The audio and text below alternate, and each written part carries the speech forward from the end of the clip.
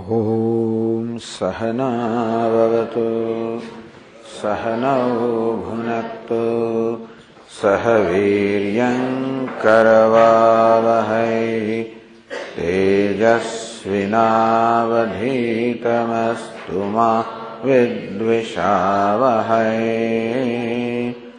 ॐ शान्ति शान्ति शान्तिः। ॐ पूर्णमदः पूर्णमिदं पूर्णात् पूर्णमुदच्यते पूर्णस्य पूर्णमादाय पूर्णमेवावशिष्यते। ॐ शान्ति शान्ति शान्तिः। विश्वं दर्पणदृश्यमाननगरे तुल्यं निजान्तर्गतं पश्यन्नात्मनि मायया बहिर्भूतं यथा निद्रया यः साक्षात् कुरुते प्रबोधसमये स्वात्मानमेवाद्वयम् तस्मै श्रीगुरुमूर्तये नमः। इदं श्रीदक्षिणामूर्तये। वागीशायस्य वदने लक्ष्मी यस्य च वक्षसि यस्यास्ति हृदये संवित् तं नृसिंहमहं भजे। ॐ नमः परमहंसास्वादित चरणकमलचिन्मकरन्दाय भक्तजनमानसनिवासाय श्रीरामचन्द्राय विश्वसर्गविसर्गायै नवलक्षणलक्षितं श्रीकृष्णाख्यं परं धाम जगद्धाम नमामतं। सच्चिदानन्दरूपाय विश्वोत्पत्त्यादिहेतवे तापत्रयविनाशाय श्रीकृष्णाय वयं नमः। व्रजन्तमनुपेतमपेतकृत्यं द्वैपायनो विरहकातर आजुहाव पुत्रेति तन्मयतया तरवोऽभिनेदुः तं सर्वभूतहृदयं मुनिमानतोऽस्मि। संसारसागरे मग्नं दीनं मां करुणानिधे कर्ममोहगृहीताङ्गं मामुद्धर भवार्णवात्। श्रीमद्भागवताख्योऽयं प्रत्यक्षः कृष्ण एव हि स्वीकृतोऽसि मया नाथ मुक्त्यर्थं भवसागरे। मनोरथो मदीयोऽयं सफलः सर्वथा त्वया निर्विघ्नेनैव कर्तव्यः दासोऽहं तव केशव। शुकरूपप्रबोधज्ञ सर्वशास्त्रविशारद एतत्कथाप्रकाशेन मदज्ञानं विनाशय। जन्माद्यस्य यतोऽन्वयादितरतः चार्थेष्वभिज्ञस्वराट् तेने ब्रह्महृदाय आदिकवये मुह्यन्ति यत्सूरयः। तेजो वारिमृदां यथा विनिमयो यत्र त्रिसर्गो मृषा धाम्ना स्वेन सदा निरस्तकुहकं सत्यं परं धीमहि। એકાદશ સ્કંદનો 17મા અધ્યાયનો પ્રારંભ થયો, જેમાં વર્ણાશ્રમ ધર્મનું નિરૂપણ છે. અધ્યાયનો આ પ્રારંભ થયો ઉદ્ધવના પ્રશ્નથી. યસ્ત્વયા વીતઃ પૂર્વમ ધર્મસ્ત્વદ્ભક્તિ લક્ષણઃ. એ ભગવાન આપણે પહેલા અર્થાત સૃષ્ટિના પ્રારંભમાં જે ધર્મનો ઉપદેશ કરેલો કે ત્વદ્ભક્તિ લક્ષણ, એટલે વારંવાર ધર્મ માટે વિશેષણ વાપરવામાં આવે છે. ત્વદ્ભક્તિ લક્ષણ, ટૂંકમાં ધર્મ જેનાથી આપની ભક્તિ પ્રાપ્ત થાય એ પ્રકારનો ધર્મ, એને જ ધર્મ કહેવામાં આવ્યો જે ભગવાનની ભક્તિનો ઉદય કરે.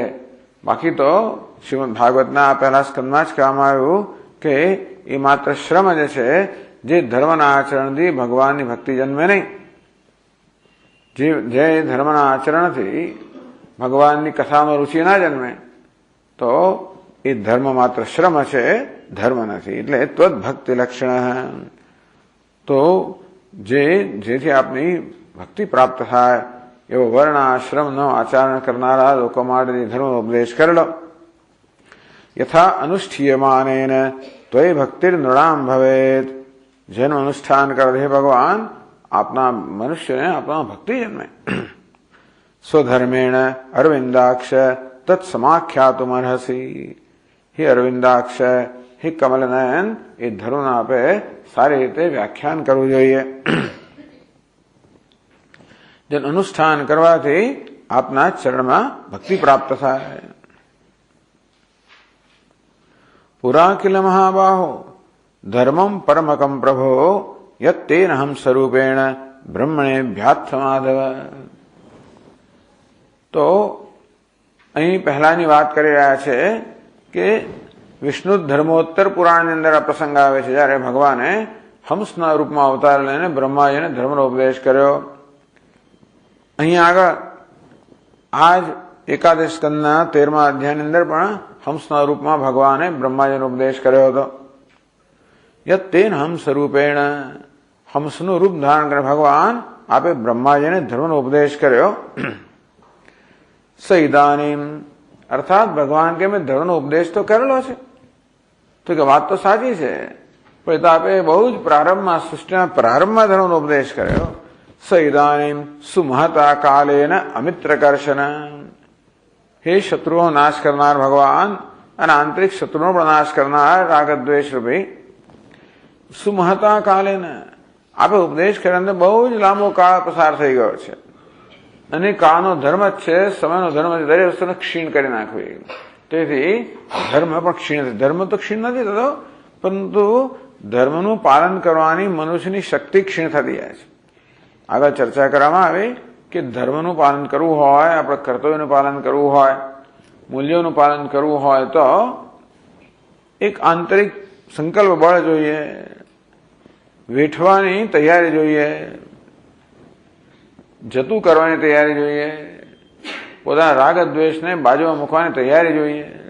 આ બધી વસ્તુઓ શારીરિક અને માનસિક બંને પ્રકારનું કષ્ટ આપતી હોય છે.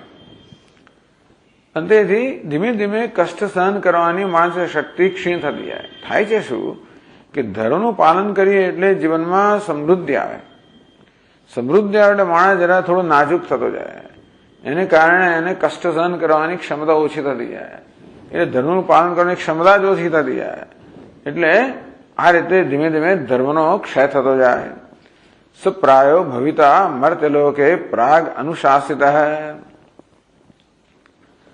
તો મર્ત્યલોકની અંદર લગભગ આ ધર્મ નહીં જેવો રહી ગયો છે ભગવાન, કારણ કે આપનો ઉપદેશ કરવાનો બહુ લાંબો સમય થઈ ગયો.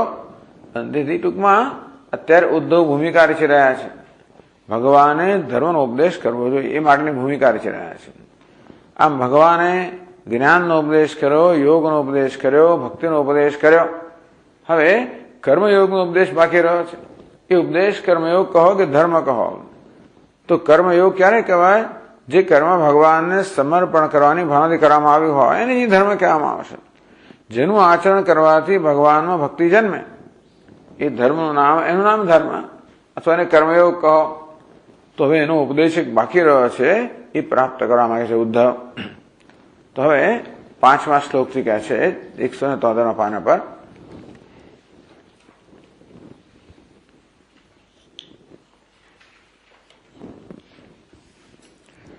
वक्ता कर्ता विता नान्यो धर्मस्याच्युते भुवि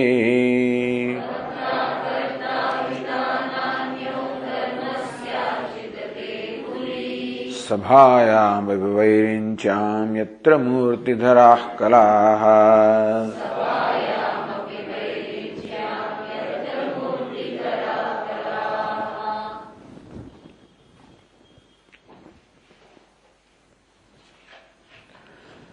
ધર્મનો ઉપદેશ ભગવાન આપે જ કરવો જોઈએ.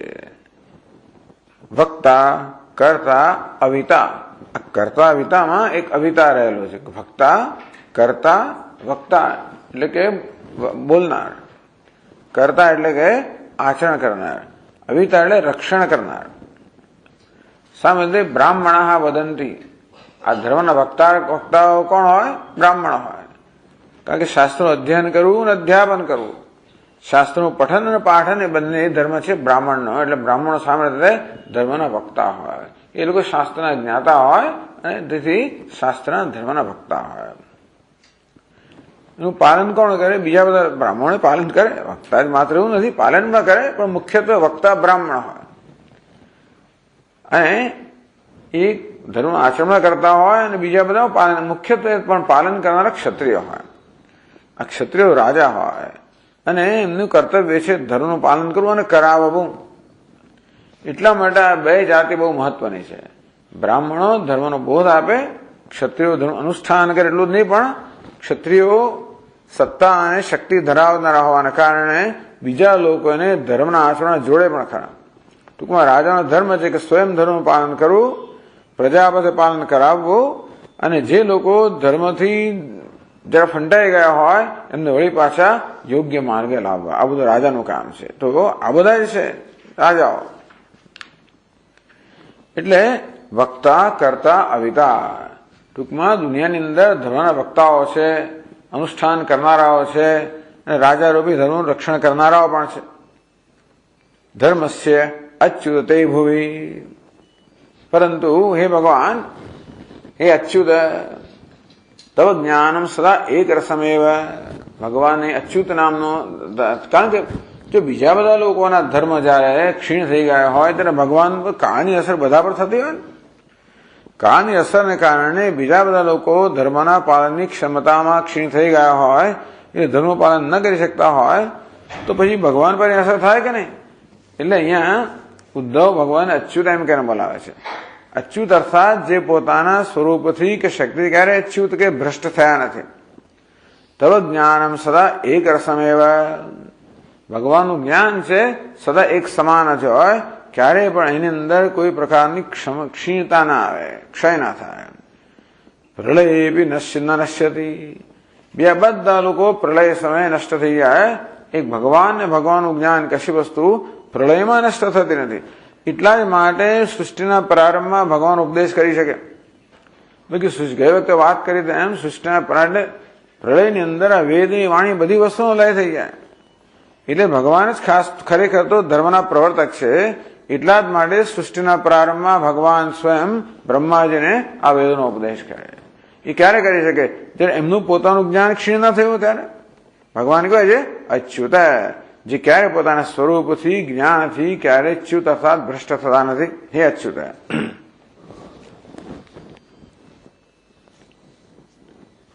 ભુવિ, આ પૃથ્વી પર એવું કોઈ પણ નથી જે આપના સમાન ધર્મનું વક્તવ્ય કરનારું હોય, આચરણ કરનારું હોય, રક્ષણ કરનારું હોય. આ વસ્તુ બહુ અગત્યની છે. અંગ્રેજીમાં એક એક્સપ્રેશન છે, walk the talk. Walk the talk એટલે તમે જેવું બોલો તેવું ચાલો. બોલવા પ્રમાણે આચરણ કરવું. ખાલી બોલવાનું નહીં, પરંતુ જેવું બોલતા હોય એ પ્રકાર આચરણ કરવું. એટલે કે વોક ધ ટોક. ભગવાન કહે છે જે વોક ધ ટોક, જે બોલે છે એ પ્રકાર આચરણ કરે છે. એવી શક્તિ એમનામાં છે. ભલભલા લોકો ધર્મ ઉપદેશ કરે ખરા, પરંતુ ધર્મનું પાલન કરવાનું પોતાના જીવનમાં આવે ત્યારે એને માટે આવશ્યક શક્તિ ના પણ હોય. પેલું થયું ને પોથીવાળા રીંગણા જો કે અહીંયા કથાકાર છે, વક્તા વ્યાસપીઠ બેઠીને ઘણો બધો ઉપદેશ કરે, અને કે બધા લોકોને કે રીંગણ તો બેગુણ છે, ગુણ વગરના છે, ન ખાવું જોઈએ, તમો ગુણી છે, ફલાણા છે, ઢીકણા છે, બધું બહુ કે. શાસ્ત્રમાં કહ્યું છે એટલા માટે કે પોતાને રીંગણ ભાવતા હોય પણ છતાં શાસ્ત્રમાં રીંગણના આ પ્રકાર કહ્યું છે માટે એ બધા શ્રોતાઓને કહે. તો એકવાર પછી એમને ભિક્ષા માટે બોલાવ્યા અને ઘણી બધી રસોઈ બનાવેલી. હવે તો બીજા બધા જમનારા હોય ને એટલે કંઈ સરસ પેલા રીંગણનું ભરત અને પેલું સંભારનું શાક ને બહુ સરસ બનાવ્યું. બીજા બધા બનાવ્યા છે જોડે જોડે બટાટા અને રીંગણ ને બધાનું સંભારનું શાક હતું. એટલે પેલી માતા પીરસે તો રીંગણને રોકી રાખે, બટાટા ના આવવા દે, રીંગણને રોકી રાખે.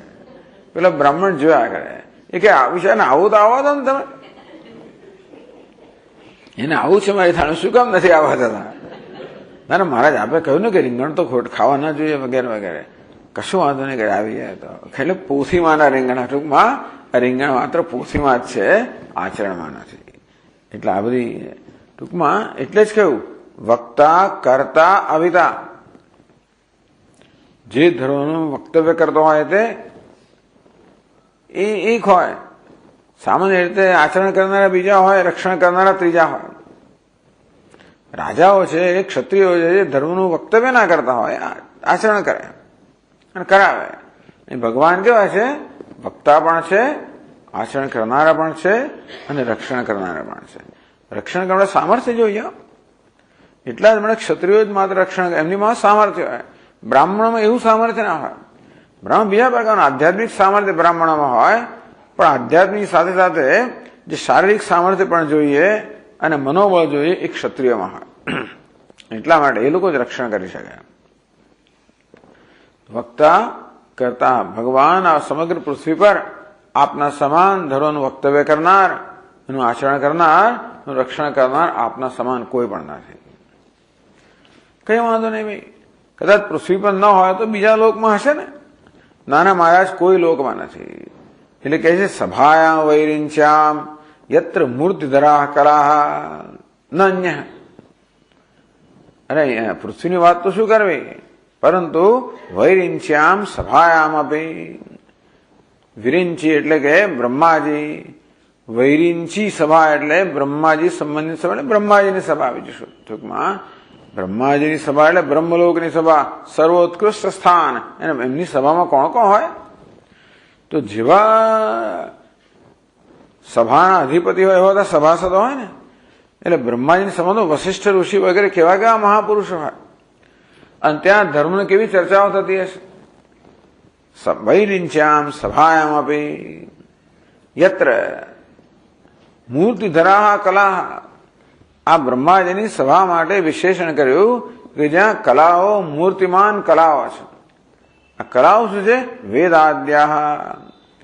કલાની વ્યાખ્યા કરી પુરાણમ ધર્મ મીમાંસા વેદા ઉપપદાશ્ચતે અંગાની સેતિહાસાની કથ્યંતે શ્રીહરે કલા. દેવા બ્રહ્મર્ષશ્ચૈવ ક્ષત્રિયા રક્ષણોત્સુકા કલા સર્વે હરેરેવ સત્પ્રજાપતયો પરે. આમ ભગવાનની કલાઓ મૂર્તિધરા કલા. કલા કોની છે? બે પ્રકારની કલાઓ કહેવાય. ક્યાં તો વિદ્યાની કલાઓ કહેવાય કે ભગવાનની કલાઓ કહેવાય. તો ભગવાનની કલાઓ એટલે ભગવાનના અંશ. ભગવાન અંગ કહો, ભગવાન અંશ કહો. પુરાણ, ધર્મ, મીમાંસા, વેદો, ઉપવેદો, અંગો, વેદાંગ, ઇતિહાસ, આ બધાને ભગવાન હરિની કલાઓ કહેવામાં આવે છે. આ બધા બ્રહ્માજીની સભામાં મૂર્તિમંત રૂપ ધારણ કરીને વિદ્યમાન હોય. એટલે વેદ ત્યાં મૂર્તિધાર. કારણ કે જેવી રીતે ભગવાન રામચંદ્રજીએ રાવણ વગેરેનો સંહાર કર્યો અને બધા કેવા એક પછી એક આવે ને એમની સ્તુતિ કરે, વેદ પણ સ્તુતિ કરે. અહીં ભાગવતની અંદર પણ વેદ સ્તુતિ કરે. વેદ ક્યારે સ્તુતિ કરે? વેદ પોતે મૂર્તિમંત રૂપ લઈને આવે. એટલે આ બધી જ વિદ્યાઓ છે. અથવા બીજું પણ એક 18 વિદ્યાઓ કહેવાય છે. એને પણ કલા કહેવાય વિદ્યાની. કઈ 18 વિદ્યાઓ છે? ઋગ્યુ સામ અથર્વાખ્યા વેદાશ્ચત્વાર એવ છે. આપણા શાસ્ત્રોમાં 18 વિદ્યાઓ કહી છે. પહેલા 4 છે વેદ, ઋગ્વેદ, યજુર્વેદ, સામવેદ, અથર્વવેદ.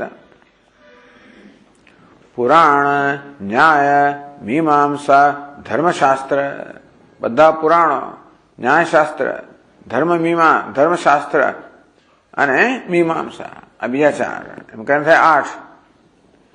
શિક્ષા, કલ્પો, વ્યાકરણમ, નિરુક્તમ, છંદ, જ્યોતિષમ, આ 6 છે વેદના અંગ. શિક્ષા એટલે કેવી રીતે શબ્દોનું ઉચ્ચારણ કરવું કે વર્ણ ઉચ્ચારણ કેમ કરવું, એ શાસ્ત્રને શિક્ષા કહેવાય.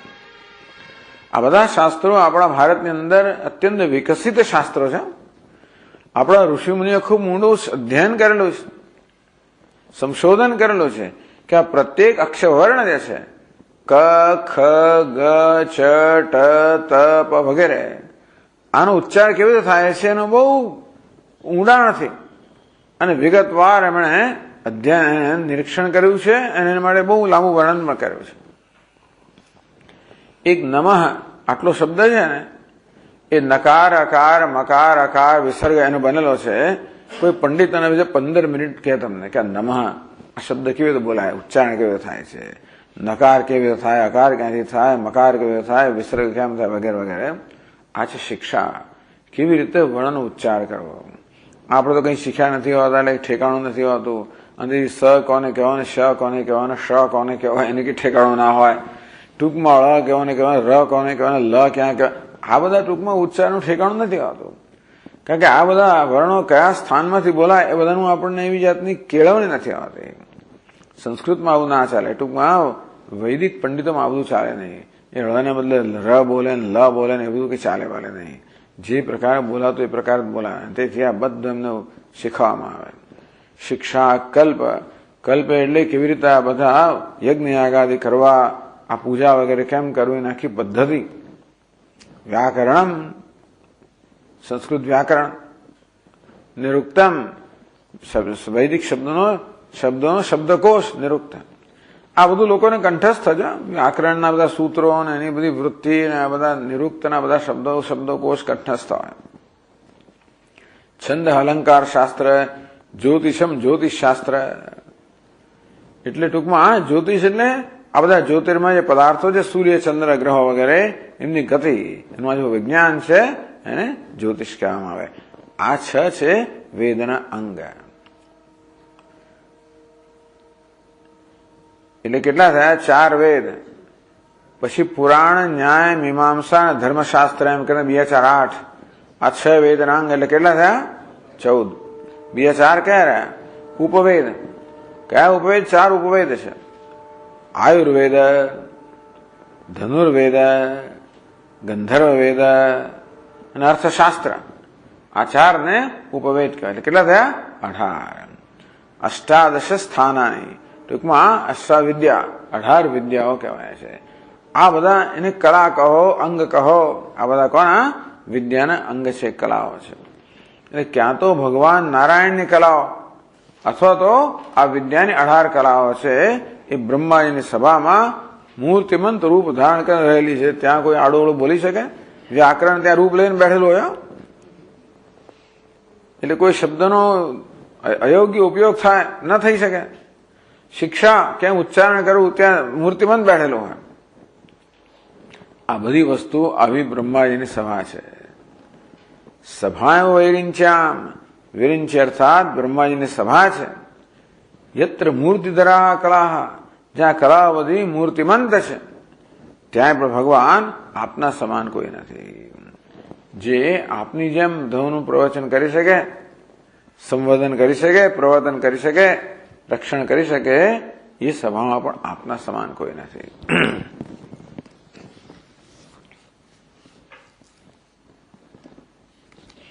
આ કારણ કે આ ધર્મ કેવો છે ખબર છે? ભક્તિ સાધન રૂપસ્ય ધર્મસ્ય. તો ઉદ્ધવ જેનો ઉપદેશ ભગવાન પાસેથી માંગે છે એ ધર્મ કેવો છે? જે ધર્મનું આચરણ કરવાથી ભગવાનનો ભક્તિજન, એ પ્રકારનો ધર્મ. કે બીજા બધા ધર્મ નિષ્ણાત હોય ખરા, નીતિ નિયમો નિષ્ણાત હોય ખરા, શું કરવું કેમ કરવું બધાના બધા વિગતવાર તમને કહે. ભાઈ તમારે અન્નકૂટ કરવું તો કેમ કરવાનું, કઈ જાતની વાનગીઓ, કેવી સામગ્રીઓ, કયો એનો ક્રમ, ભગવાનના શણગારનો કયો ક્રમ, દરેકનો મોડો બહુ વિગતવાર થાય. આ બધું તમે કરો ખરા, પણ એ બધું કરવા છતાંય ભગવાનની ભક્તિ ના જન્મે તો આ માત્ર શ્રમ જ રહી જાય. એટલે એવો ધર્મ જેને ભગવાન, એટલે બીજા બધા વિદ્વાનો બધી વિગતો બહુ જાણતા હોય અને બધી માટી ઘૂંટીઓ જાણતા હોય, પણ આપણે શું ઈચ્છીએ છીએ? જે ધર્મ વિશ્વસ્વયને કથા રુચિ, ભગવાન વિશ્વસ્વયનની કથામાં રુચિ જન્મે એનું નામ છે સાચો ધર્મ. એવા ધર્મનું વક્તવ્ય કરનાર આપના સમાન કોઈ નથી. આમ નહીં તો ભગવાન કહી દે ને કે ધર્મ જાણો તો જા ને ભાઈ, પેલી બાજુ જા. ભગવાન તમે રિફર કરે, જાઓ પેલા પાસે જાઓ, ફલાણા પાસે જાઓ. એટલે પહેલેથી જ અહીંયા ઉદ્ધવ ભૂમિકા, મહારાજ આપના જેવું કોઈ છે જ નહીં, એટલે બીજે ક્યાંય મને મોકલશો નહીં. જેમ નચિકેતા કે ને, જેમ રાજાને કે આપ જ મારી સમક્ષ છો, આપના સમાન બીજો ઉપદેશ કરનાર કોણ હોઈ શકે? જે તો એને બીજે ક્યાંક મોકલી આપે તો કે નહીં, આપના સમાન કોઈ હોય જ નહીં, માટે હું તો આપની પાસેથી ઉપદેશ પ્રાપ્ત કરવા માંગુ છું.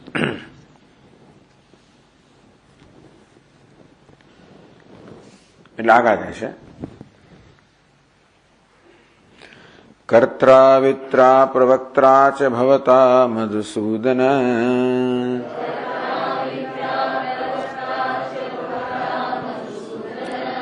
ત્યક્તે મહીતલે દેવ વિનષ્ટમ કઃ પ્રવક્ષ્યતે.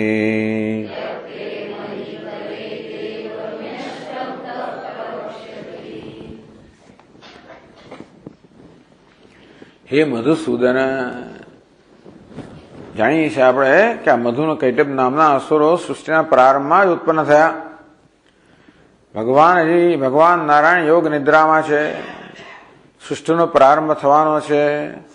ભગવાન નાભિ કમળમાંથી બ્રહ્માજીનું ઉત્પત્તિ થઈ અને બ્રહ્માજી સર્જન કરે પહેલા મધુના કૈટબ નામના બે રાક્ષસો ભગવાનના કાનના મેલમાંથી ઉત્પન્ન થયા અને એમણે સીધો બ્રહ્માજી પર આક્રમણ કરવાનું શરૂ કર્યું. બ્રહ્માજીએ પછી સ્તુતિ કરી વગેરે. એટલા મધુ કૈટબ, છેવટે ભગવાન નારાયણ મધુ અને કૈટબ સાથે આ રાક્ષસો સાથે મહાભયંકર યુદ્ધ થયું. છેવટે બંને રાક્ષસોનો વધ થયો. માટે એને મધુસૂદન, મધુ કૈટભારે, કૈટભારે એટલે કૈટભના શત્રુ, કૈટભનો નાશ કરનાર. આમ જોઈએ તો મધુ અને કૈટભ છે એ બે રાગ અને દ્વેષના સૂચક છે. ભગવાન કેવા છે? મધુ અને કૈટભનો નાશ કરનાર, વધ કરનાર, રાગ દ્વેષનો નાશ કરનાર. એવું પણ કહેવામાં આવ્યું મધુસૂદન માટે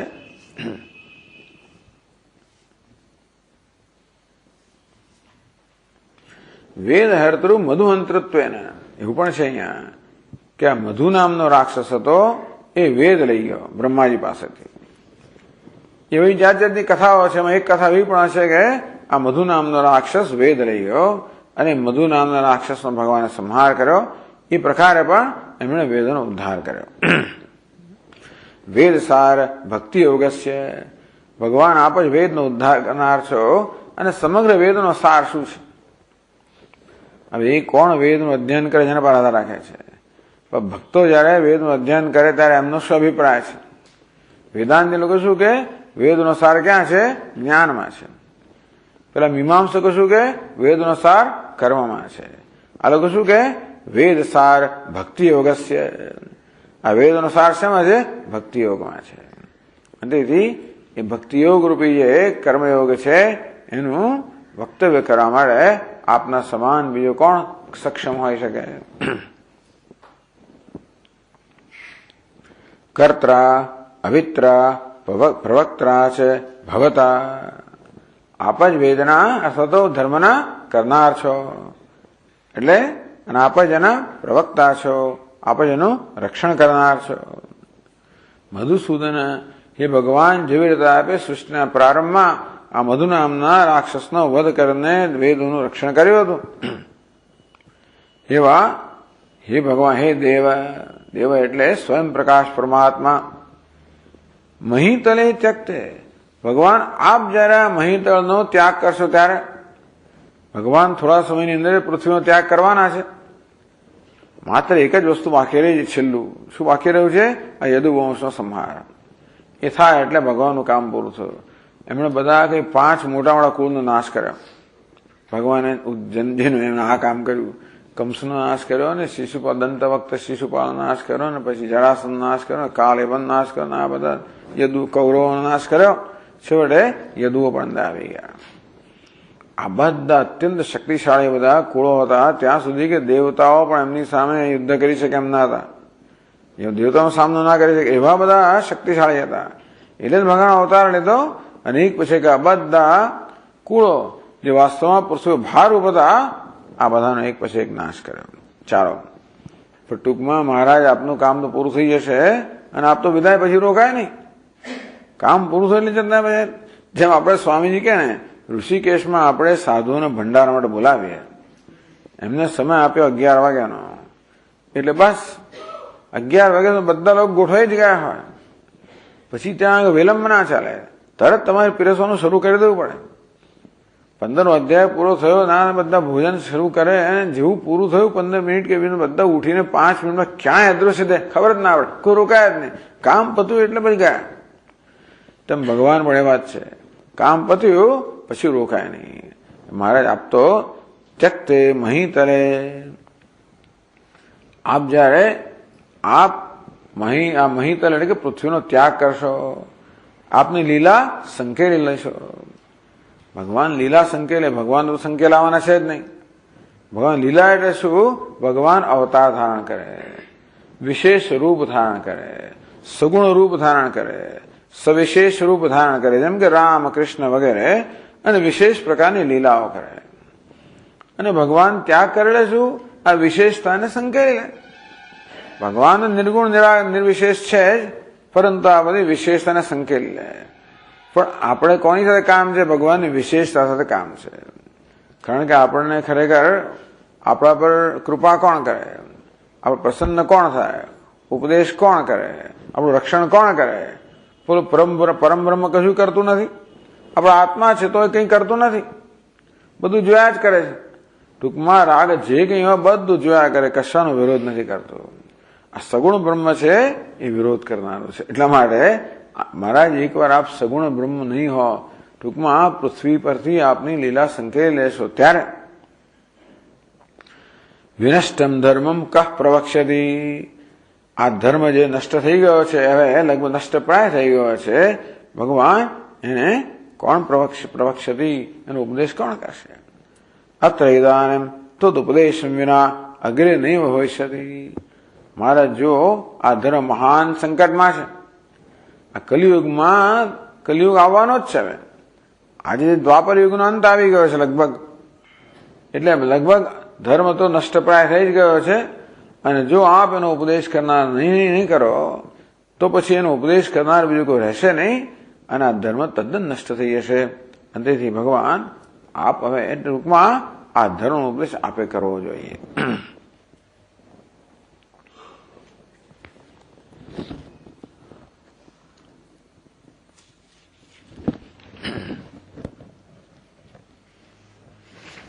તેથી આગળ કહેશે તત્વમ ન સર્વધર્મજ્ઞ ધર્મસ્ત્વદ્ભક્તિ લક્ષણઃ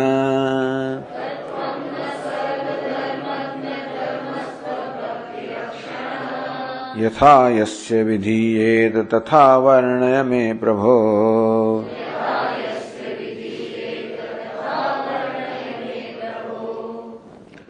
આ તત્વમ એટલે શું? તત્વ નહીં, તત્વમ એવું છે.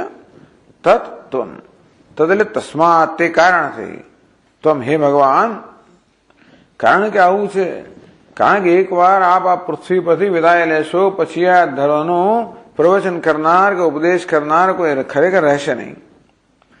કારણ કે આપ જ એકાદ એવા છો જે વોક ધ ટોક, જે બોલો એ કરો છો, એ કરવાની શક્તિ ધરાવો છો. એ તો જ છે ને, જે વક્તા હોય એ વક્તાના જે વચનો છે ક્યારે ખરેખર અસરકારક હોય, જ્યારે એમની અંદર એક સુમેળ હોય, એમના વિચારોમાં, વાણીમાં અને વર્તનમાં એક સુમેળ હોય, તો જ પછી એ જે બોલે એ વસ્તુ અસરકારક બને. એટલે બધા વક્તામાં થોડી ઘણા અંશે હોય, દરેકનું કઈ ને કઈ અસર થતી હોય છે, ના થાય એવું ને દરેક ની થાય. છતાં ભગવાન કહેવાય છે 100% એમના વિચારમાં, વાણીમાં, વર્તનમાં સંપૂર્ણ સુમેળ એવાને કારણે ભગવાન આપ જયારે આ ધર્મ વક્તવ્ય કરશો ત્યારે એની જે અસર થાય એવી અસર બીજા કોઈ વક્તા દ્વારા ના થાય. તસ્માત આવું હોવાને કારણે હે ભગવાન, આપ કેવા છો? સર્વધર્મજ્ઞ. પાછા બધા જ ધર્મના જ્ઞાતા છો.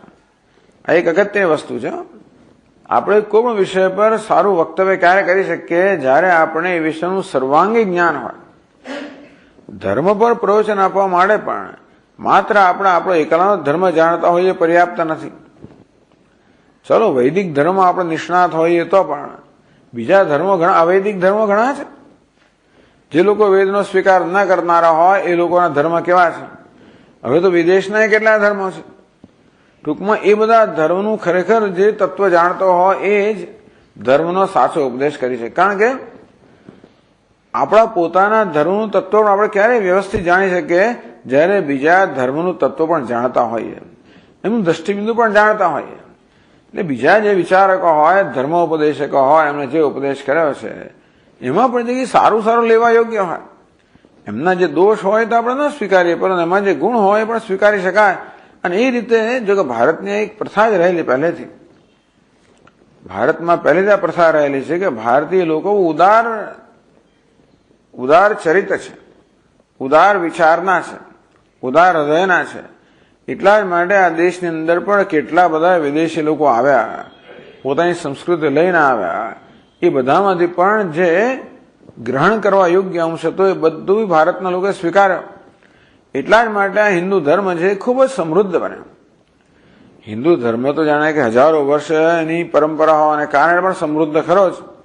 સાથે સાથે બીજા બધા ધર્મોમાં પણ લેવા યોગ્ય અંશ છે એ બધા એમણે સ્વીકાર. એવી ઉદારતા છે, એવી જાતનું ખોટું અભિમાન છે કે અમારા ધર્મ સિવાય દુનિયામાં બીજું કોઈ છે જ નહીં, આ એક જ સાચું છે ને બીજા બધા ખોટા જ છે. વધારે પડતા ઉદાર છે હિન્દુસ્તાનના લોકો. જો કે બધા સાચા છે, આ બધી ખોટી ઉદારતા છે. બધા ધર્મ ભગવાનને ત્યાં લઈ જનારા છે, બધા ધર્મનું ધ્યેય એક જ છે. આ બધી ઉદારતા એ રાજકારણની દ્રષ્ટિએ સારી છે, કારણ કે તે વખતે જરૂર છે આ બધું કહેવાની.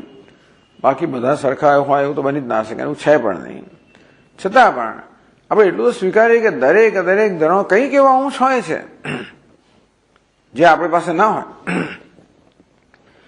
કારણ કે જુદા સમયે, જુદા સ્થળે, જુદી સંસ્કૃતિ હોય, જુદા સ્વભાવના મનુષ્ય હોય, સેંકડો વર્ષ સુધી કોઈ ધર્મનું પાલન કરતા હોય ત્યારે એમણે એમાં ઘણી ઉન્નતિ કરી હોય, ઘણું જુદું બધું વિચાર્યું હોય, એમના અનુભવને કારણે ઘણી બધી વસ્તુ પ્રાપ્ત કરી હોય. હવે ભારતની અંદર એક પ્રકારના લોકો, એક પ્રકારનું વાતાવરણ પ્રવર્તમાન છે, એને કારણે આપણે પણ ઘણો વિકાસ કર્યો હોય. પણ પેલા અરબસ્તાનમાં વિકાસ કર્યો જ્યારે જુદા પ્રકારનો હોય, અને વળી યુરોપમાં વિકાસ કર્યો એ જુદા પ્રકારના હોય. તેની પરિસ્થિતિ જુદી છે, લોકો જુદા છે, એને કારણે એમણે એ પણ સેંકડો વર્ષમાં કંઈક શીખ્યા હોય જે આપણે ન શીખ્યા હોઈએ. તો એમણે જે મેળવ્યું હોય એનાથી આપણે પણ ખરેખર લાભાન્વિત થવું જ જોઈએ. આનું નામ બુદ્ધિ કહેવાય. જોકે એનો અર્થ એ નથી કે આપણે બધા ધર્મ બધા ચોપડા ફાડવા માંડીએ, એનો પણ અંત નથી કોઈ. છતાં પણ જે લોકો ઉદાર દિલના હતા એ લોકો તો બીજા બધા ધર્મનો પણ ઘણો બધો અભ્યાસ કરેલો. હું તો એમ માનું છું કે આપણો ધર્મ પર્યાપ્ત છે, કશો ધર્મ અભ્યાસ ના કરો ચાલે એવું છે. વૈદિક ધર્મમાં બધી જ વસ્તુઓ છે, અથવા તો બધી વસ્તુ નહીં હોતા પણ આપણી ઉન્નતિ કરવા માટે, જીવનનો ધ્યેય પ્રાપ્ત કરવા માટે જે આવશ્યક છે બધી વસ્તુઓ છે. એ જ વાત ભગવાન ગાંધીજીએ બધા ક્રિશ્ચનને કહી કે તે જમાનાની અંદર પણ આથી 100 વર્ષ પહેલા, 150 વર્ષ પહેલા પણ ક્રિશ્ચનોએ ધર્માંતરણ તો બહુ આક્રમક રીતે કરતા જ હતા, અને ગાંધીજીની વિશે બહુ બધો વિરોધ હતો. અને પેલો હિન્દુ ધર્મને વખોડે એ પણ એક વસ્તુ, અને પોતાના ધર્મને બહુ મોટો ઊંચો કરીને બતાવે. એટલે ગાંધીજી બહુ સ્પષ્ટ રીતે કહ્યું કે જો ભાઈ, હિન્દુઓને બીજા કશાની આવશ્યકતા નથી. પોતાના જીવનનું કલ્યાણ કરવા માટે જે આવશ્યક બધી વસ્તુ હિન્દુ ધર્મમાં છે, માટે તમારી અમને કોઈ જરૂર નથી. બહુ સ્પષ્ટ કહ્યું. એવું કોણ કહી શકે? જેને પેલો અભ્યાસ કર્યો ને આપણો અભ્યાસ કર્યો ને પેલો અભ્યાસ કર્યો ત્યારે કહી શકાય, બાકી ના કહી શકાય. ભગવાન સર્વધર્મજ્ઞ, બધા ધર્મના જ્ઞાતા છે. એ હોવાને કારણે ટૂંકમાં બીજા બધા ધર્મની તુલનામાં આપણા ધર્મની શું વિશેષતા છે આપણે કહી શકીએ. સાથે સાથે કદાચ બીજા ધર્મથી કશું પ્રાપ્ત કરવા યોગ્ય હોય એવું પણ આપણે કહી શકીએ. સર્વધર્મજ્ઞ એ ભગવાન આપ તો સર્વધર્મના જ્ઞાતા છો. તેથી ધર્મ ત્વદ્ભક્તિ લક્ષણ ત્વદ્ભક્તિ લક્ષ્યતે જન્યતે યેન. હે ભગવાન, જેના આપની ભક્તિ જન્મે જેનાથી ભક્તિ પ્રાપ્ત થાય એવો જે ધર્મ છે. યથા યસ્ય વિધીયેત તથા વર્ણયમે પ્રભો. ટૂંકમાં જે વ્યક્તિએ ધર્મ એક જ છે. કયો ધર્મ છે? જેનાથી ભગવાનની ભક્તિ જન્મે એનું નામ ધર્મ. પણ લોકો અનેક છે ને બધા. આગળ વર્ણન કરવામાં છે. લોકો અનેક પ્રકારના છે અને ભારતની એક વિશેષતા છે કે સૃષ્ટિનું જે વૈવિધ્ય છે, વૈચિત્ર્ય કહો, વૈવિધ્ય કહો, આ સૃષ્ટિના વૈવિધ્યની એક બહુ જ સૂક્ષ્મ સમજ પણ છે અને જોડે એ વૈવિધ્યનો આદર છે અને સાથે સાથે એને માટે આવશ્યક જે છે એ સાધનો પણ છે. એટલે જ આપણે ત્યાં 4 વર્ણ, બ્રાહ્મણ, ક્ષત્રિય, બધા મનુષ્યો સમાન નથી હોતા. હવે એટલે આપણે વર્ણનો વિભાગ કરીએ કે ના કરીએ, પણ ચાતુર્વર્ણ્યમ મયા સૃષ્ટમ, ભગવાન કે મેં ચાતુર્વર્ણનું સર્જન કરેલું છે. ટૂંકમાં મનુષ્યને આપણે 4 વિભાગમાં વહેંચી શકીએ એમની માનસિક સ્થિતિ પ્રમાણે. આશ્રમ આવશો, જીવન પણ એક સમાન નથી હોતું. જેમ મનુષ્ય આગળ વધતો જાય, પોતાના જેની ઉંમર વધતી જાય તેમ તેમ એના મનમાં પરિવર્તન આવતું હોય છે. અને એ 4 પ્રકારના પરિવર્તન કયા, 4 પ્રકારના વર્ણો કયા, એટલે 16 વસ્તુ કઈ, 4 વર્ણ અને 4 આશ્રમ કરીને 16 વિભાગમાં વ્યક્ત કર્યા બધાએ મનુષ્યને. એટલે કે આ મનુષ્ય 16 પ્રકારના હોય છે. અને તેથી ધર્મ એનું પ્રયોજન એક જ છે, જેનું આચરણ કરવાથી ભગવાનની ભક્તિ જન્મે. પરંતુ દરેક માણસે આચરણ જુદું કરવું પડે, કારણ કે દરેકનો સ્વભાવ જુદો છે, દરેકની આવડત જુદી છે, દરેકની કુશળતા જુદી છે, દરેકની રુચિ જુદી છે. અને તેથી એ માણસે કઈ રીતે ધર્મનું આચરણ કરવું જેથી ભગવાનની ભક્તિનો ઉદય થાય. એનું છેવટે એનું જે પ્રયોજન છે એક જ છે, પરંતુ પ્રયોજન સિદ્ધ કરવાની રીત અલગ અલગ હોય. ટૂંકમાં બધાએ પહોંચવું છે ઉપર, ત્યાં ટેકરી પર ભગવાનનું મંદિર છે, પછી એક અહીં ઉભો છે ને એક આ બાજુ છે ને પેલો પેલી બાજુ, દરેકના તો માર્ગ જુદા હોઈ શકે. અથવા એક નીચે છે ને એક વચ્ચે છે ને એક અહીંયા, તેથી પણ એ લોકો જુદા હોઈ શકે. એટલે એક જ લાકડી ગામ હાંકવું, બધાને એક જ પ્રકારના ધર્મ ઉપદેશ કરો એવું અહીં ભારતમાં નથી. બધા માટે એક જ પ્રિસ્ક્રિપ્શન ના હોય, એક જ દવા બધા માટે ના હોય, એક જ ડાયટ બધા માટે ના હોય, પરેજી બધા માટે જુદી જુદી હોય. તેવી રીતે ધર્મ એટલે આચરણ પણ બધા માટે જુદું જુદું હોય. આ વસ્તુની સમજ અને સ્વીકાર ભારતમાં છે. એટલે કે યથા યસ્ય વિધીયેત, તો કયા મનુષ્ય માટે કયા પ્રકારનું વિધાન છે, કયા મનુષ્ય કઈ રીતે ધર્મનું આચરણ કરવું જેથી એનામાં ભગવાનની ભક્તિનો ઉદય થાય. તથા વર્ણ મેં પ્રભુ, એ પ્રકારે ભગવાન આપ મને વર્ણન કરો. કે ધર્મ પછી કયો, વર્ણાશ્રમ લક્ષણ ધર્મ, તે કયા વર્ણના અને કયા આશ્રમના મનુષ્ય કઈ રીતે ધર્મનું આચરણ કરવું. આ રીતે આ 7 શ્લોકો, બહુ બધા, ખૂબ બધા શ્લોકો કયો ઉદ્ધવે, 7 શ્લોકો કયા, આખી ભૂમિકા રચી. અને શા માટે આ ધર્મનો ઉપદેશ કરવાને ભગવાન જ યોગ્ય છે, એમના સમાન બીજો કોઈ વક્તા નથી, એ સિદ્ધ કર્યું. અને પછી સાથે સાથે ભગવાને કઈ રીતે ધર્મ ઉપદેશ કરવો જોઈએ જેથી સમાજના બધા સભ્યો એનો લાભ લઈ શકે. ટૂંકમાં બધા સભ્યોને માર્ગદર્શન પ્રાપ્ત થાય એ ધર્મ ઉપદેશ કરવો જોઈએ. માત્ર ઉદ્ધવને ધ્યાનમાં રાખીને નહીં, પરંતુ બધા મનુષ્યોને ધ્યાનમાં રાખીને. કારણ કે આમાં ઉદ્ધવનું જે પ્રયોજન છે, આ પ્રશ્નની પાસે પ્રયોજન શું છે, માનવ માત્રના કલ્યાણ માટે છે, માત્ર પોતાના જ કલ્યાણ માટે નથી. પણ આ ધર્મ ઉપદેશ કેમ ઈચ્છે છે, માનવ માત્રના કલ્યાણ માટે. તેથી કઈ વ્યક્તિએ કયા ધર્મનું કઈ રીતે આચરણ કરવું ભગવાન આપ અમને કહો, જેથી પ્રયોજન એક જ છે, કેવી રીતે ભગવાનની ભક્તિનો ઉદય થાય. ટૂંકમાં કેવી રીતે મનુષ્યનું કલ્યાણ થાય. અહીંયા આગળ પ્રયોજન કહેવામાં ધર્મનો ભગવાનની ભક્તિનો ઉદય. વેદાંતમાં પણ એવું કે અંતઃકરણ શુદ્ધિ, અંતઃકરણ શુદ્ધ થાય એટલે ભગવાનની ભક્તિનો ઉદય થાય. પણ છતાં એ અંતઃકરણ શુદ્ધિ કોનું સ્થાન, એ સાધન છે, જ્ઞાનનું સાધન છે. એટલે વેદાંતમાં ધર્મને જ્ઞાનના સાધન રૂપે કહેવામાં આવે, ભક્તિશાસ્ત્રમાં ધર્મને ભક્તિના સાધન રૂપે કહેવામાં આવે. વસ્તુ એક જ એટલા માટે છે કે ભક્તિ કહો કે જ્ઞાન કહો, બંનેમાં વૈરાગીની આવશ્યકતા તો છે જ. જ્ઞાન માટે વૈરાગી અને ભક્તિની આવશ્યકતા છે, ભક્તિ માટે જ્ઞાન અને વૈરાગીની આવશ્યકતા છે. વૈરાગ્ય તો જોઈએ જ, અંતઃકરણ શુદ્ધિ તો જોઈએ જ. એ હોય એટલે એમાં વૈરાગ્ય પણ જન્મે, જ્ઞાન પણ જન્મે અને ભક્તિ પણ જન્મે. એટલે એમાં કોઈ પ્રકારનોમાં કોઈ વિરોધ નથી. આ પ્રકારે જયારે ઉદ્ધવે ભગવાનને પ્રાર્થના કરી તો સુખદેવજી વચ્ચે બોલે છે. આ તો આખું હમણાં સુખદેવજી ભાગ્યે જ આપણામાં આવે, આ પહેલી વાર આવે લગભગ એમ કે ચાલે, કારણ કે આ તો સંવાદ છે ભગવાન શ્રી કૃષ્ણ અને ઉદ્ધવ વચ્ચેનો. એમાં રિપોર્ટ કોણ કરે છે? સુખદેવજી રિપોર્ટ કરે છે.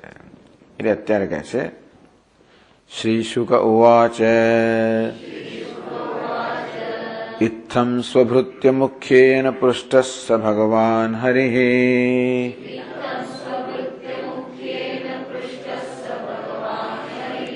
પ્રીતઃ ક્ષેમાય મર્ત્યાનાં ધર્માનાઃ સનાતનાન.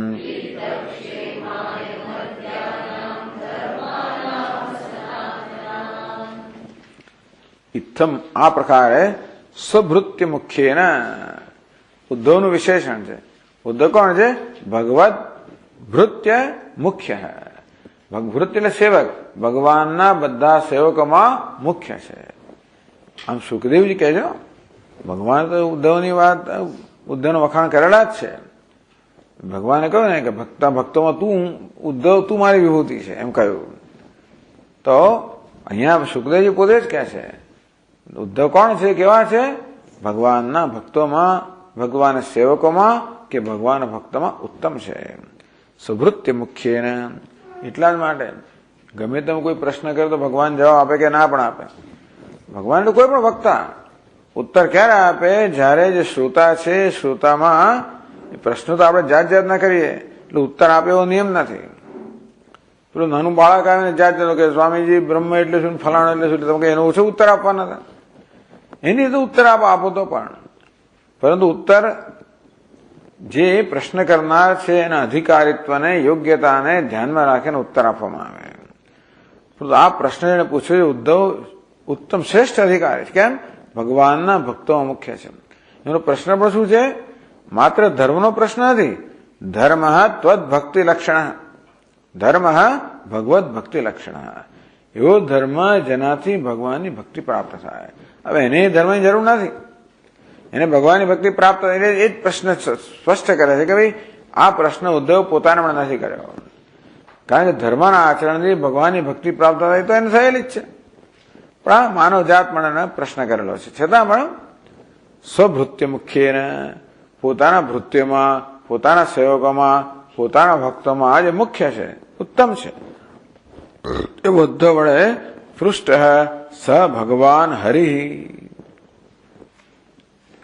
આ ભગવાન પણ છે અને હરિ પણ છે. હરતિ પાપાનિ હરિ, હરતિ દુઃખમિતિ હરિ. હરિ કોને કહેવાય? જે હરણ કરે.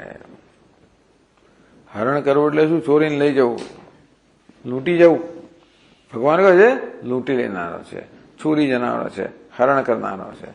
જેવી રીતે ગોપીઓના વસ્ત્રોને હરણ કરે ને, ગોપી વસ્ત્રાપહારક, ગોપીઓના વસ્તુ અપહરણ કરનાર એ તો છે. પણ એવું નથી કે હંમેશા વસ્તુ અપહરણ જ કર્યો. દ્રૌપદીને વસ્ત્રો આપ્યા પણ ખરા, જે જરૂર હોય કરે. એટલે દ્રૌપદીને વસ્ત્રો આપ્યા કેમ? કે એની એ જરૂર હતી. અને હવે આ ગોપીઓને કેમ? એમને એવી પ્રકારની જરૂર હતી. પરંતુ ટૂંકમાં ભગવાન કેવો છે? દુઃખનું હરણ કરનાર છે. આ ગોપીઓના વસ્તુ હરણ કરનાર, અજ્ઞાનનું હરણ કરનાર છે. દ્રૌપદીને વસ્ત્ર આપીને દુઃખનું હરણ કરનાર છે. હરણ તો કરે જ હંમેશા. હરતી હરિ, જે હરણ કરે એનું નામ હરિ. પોતાના ભક્તોના પાપ દૂર કરીને હરણ કરી લે, ભક્તોના અજ્ઞાન હરણ કરી લે. વળી કહેવાય છે ભગવાન, ભગહસ્ય સ્થિતિ ભગવાન, જે ષડ ઐશ્વર્ય ધરાવનાર છે ભગવાન, એટલે જે સર્વ સમર્થ છે, જેનામાં જ્ઞાન છે, વૈરાગ્ય છે, ઐશ્વર્ય છે, શ્રી છે, યશ છે, ધર્મ છે, આ બધું પૂર્ણ માત્રામાં ધરાવનાર હોય ને ભગવાન કહેવાય. એટલે ભગવાનનો એક ભગ કેવો છે? જ્ઞાન પણ છે. એટલે સંપૂર્ણ જ્ઞાન શક્તિ ધરાવનારા છે. અને સાથે એ જ્ઞાન ને શક્તિનો ઉપયોગ, સદુપયોગ થાય છે. બધા પાસે જ્ઞાન ને શક્તિનો સદુપયોગ નથી થતો. મોટા ઘણી વાર તો લોકો પોતાના જ્ઞાન અને શક્તિનો ઉપયોગ બીજા લોકોના શોષણમાં કરતા હોય. હરણ કરેલા ખરા, શું હરણ કે? બીજાના ધનનું હરણ કરેલા. લોકો પોતાનું જ્ઞાન છે આપણે અટપટું કરી કરીને બીજાને કેમ છેતરપિંડી કરવી, આવી રીતે લોકો જ્ઞાન ને શક્તિનો જાત જાતનો કરતા હોય છે. ભગવાન કેવા છે એટલે કઈ જગ્યા વસ્તુ શોભે, જ્યાં આગળ નિષ્કામતા હોય. એટલે ભગવાનને રાગ દ્વેષના હરણ કરનારા કયા, નાશ કરનારા કયા? મધુસૂદન. એટલે ખરેખર તો આ ભક્તોનો આ ધર્મનો ઉપદેશ કોણ કરી શકે? જે રાગ દ્વેષથી મુક્ત હોય તે. આપણો રાગ હોય ને તો હંમેશા આપણા ધર્મનો ઉપદેશ વધારે કરીએ, આપણા સંપ્રદાયનો. બીજા પ્રત્યે દ્વેષ હોય તો જ્યારે એનું આપણે કંઈક થોડુંક એવું બોલીએ ખરા, કંઈક તો નિંદા થઈ જાય આપણાથી, એટલે થોડું ઉતરતું બોલીએ. આપણું ચડિયાતું બોલીએ, બીજાનું ઉતરતું બોલીએ, આપણે ખબર પડે એવી થઈ જાય. રાગ દ્વેષ આપણી પાસે સૂક્ષ્મ રૂપે આવે તો બધું કરાવતા હોય છે. આપણે ખબર પણ ના હોય રીતે આ રાગ દ્વેષ પોતાને સંતુષ્ટ કરતા હોય છે, આપણે વાણી દ્વારા, આપણા વર્તન દ્વારા. રાગ દ્વેષ હોય એટલે આપણને સ્વાભાવિક છે, ભાઈ આપણે ભારતના માણસ છીએ, હિન્દુ છીએ વગેરે, એટલે આપણે હમણાં રાગ હોય સ્વાભાવિક છે. જનની જન્મભૂમિ છે સ્વર્ગાદપી ગરી હસી, મારી જનની અને જન્મભૂમિ સ્વર્ગ કરતા પણ શ્રેષ્ઠ છે, એટલે મારી જન્મ દરેક જણાવું કે ને પાછો. પછી કોરિયામાં આવે, કોરિયાનો માણસ એમ કે મારી જન્મભૂમિ સ્વર્ગથી શ્રેષ્ઠ, વિયેટનામ વાળો પેલું કે, પેલું કે. એટલે આવો તો રાગ હોય છે. ભગવાનની કઈ જન્મભૂમિ? આખી પૃથ્વી, આખું જગત એની જન્મભૂમિ છે. ભગવાન કહે એટલે મારે ભગવાન કહે વિશ્વ માનવથી ચડિયાતા છે. સમગ્ર માત્ર મનુષ્યો જ નહીં, પશુ પક્ષીઓ, જળ ચેતન જે કાંઈ છે એ બધામાં અહમભાવ ધરાવનાર ભગવાન છે. એટલે એમને કોઈ માટે રાગ નહીં, કોઈ માટે દ્વેષ નહીં. કારણ કે એવું છે ને કે અહમ માટે રાગ દ્વેષ ના હોય. આપણો અહમ તો માત્ર એક ઉપાધિમાં મર્યાદા હોય, એમાં જ રાગ હોય, અને એ સિવાય માટે રાગ કે દ્વેષ હોય. ભગવાન અહમ તો બધાને આવરી લેનાર હોવાને માટે એને ક્યાંય રાગ દ્વેષ હોય જ નહીં. એટલે આ ભગવાન છે, હરિ છે, મધુસૂદન છે, હરિસૂદન છે. એટલે હરિ અમિત્ર કર્ષક એવો કહેવામાં આવ્યો. પ્રીત ક્ષેમાય મર્ત્યાનામ ધર્માન આ સનાતનાન. સુખદેવજી રિપોર્ટ કરે છે કે ભગવાને ઉદ્ધવનો ઉત્તર આપ્યો. તસ્મૈ સ પ્રોવાચ પિતામહશ્ચ. પ્રશ્ન તો કર્યો આશ્વલાયને ભગવાન પરમેષ્ઠીને, પણ પરમેષ્ઠીએ પ્રસન્ન થઈને એનો ઉત્તર આપ્યો. એ મહત્વની વસ્તુ છે. તેમ ઉદ્ધવ પ્રશ્ન તો કર્યો અથવા પ્રાર્થના કરી, પરંતુ ધર્માન આહ સનાતનાન, ભગવાન હરિએ ઉદ્ધવને સનાતન ધર્મો જે છે એનો ઉપદેશ કર્યો. શેના માટે?